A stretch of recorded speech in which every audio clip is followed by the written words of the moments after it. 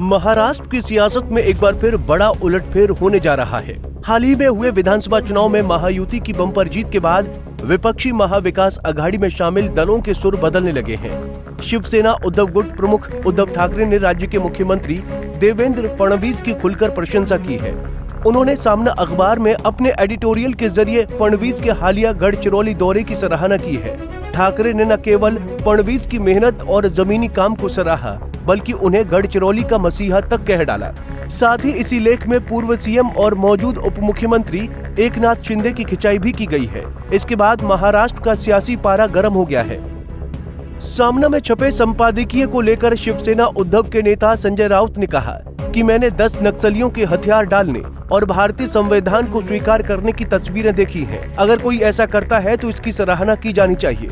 अगर गढ़चिरौली जैसे जिले का विकास होता है तो ये पूरे राज्य के लिए अच्छा है। अगर गढ़चिरौली महाराष्ट्र का स्टील सिटी बन जाता है तो इससे बेहतर कुछ नहीं है। ये सब देवेंद्र फडणवीस की पहल के बाद किया गया है और कोई इसकी सराहना नहीं कर रहा है तो ये सही नहीं है। शिवसेना नेता ने कहा कि हम हमेशा अच्छी पहल की सराहना करते हैं। हमने पीएम मोदी की भी आलोचना की है, लेकिन जब वो कुछ अच्छा करते हैं तो हम उसकी सराहना भी करते हैं।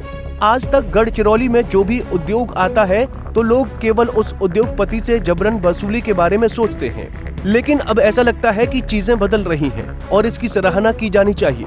राउत ने कहा कि हमने देवेंद्र फडणवीस की प्रशंसा की है क्योंकि सरकार ने अच्छा काम किया है।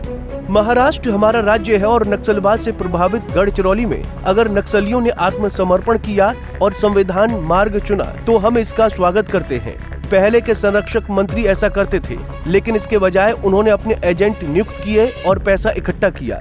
इसी से नक्सलवाद बढ़ा। हमने देवेंद्र फडणवीस के साथ काम किया है, लेकिन हम विपक्ष में हैं और हम मुद्दे उठाते रहेंगे। अब उद्धव ठाकरे ने अपने एडिटोरियल में देवेंद्र फडणवीस की सराहना करके महाराष्ट्र की सियासत में बड़ा उलटफेर कर दिया है। इस एडिटोरियल के पढ़ने के बाद राजनीतिक विश्लेषकों का मानना है कि उद्धव ठाकरे के इस बयान के पीछे कई सियासी कारण हो सकते हैं। महाराष्ट्र में कॉरपोरेशन, नगर निगम और स्थानीय स्वराज संस्थाओं के चुनाव पास हैं और भाजपा शिवसेना के बीच संबंध सुधरने की संभावना को नकारा नहीं जा सकता। सवाल ये उठता है कि क्या ये महाराष्ट्र की राजनीति में किसी बड़े बदलाव का संकेत है या ये सिर्फ उद्धव ठाकरे की एक रणनीतिक चाल है। आने वाले दिनों में ये देखना दिलचस्प होगा कि इस बयान का राज्य और केंद्र की राजनीति पर क्या प्रभाव पड़ता है। ये तो आने वाला वक्त ही बताएगा। Bureau report, Punjab Kesari TV.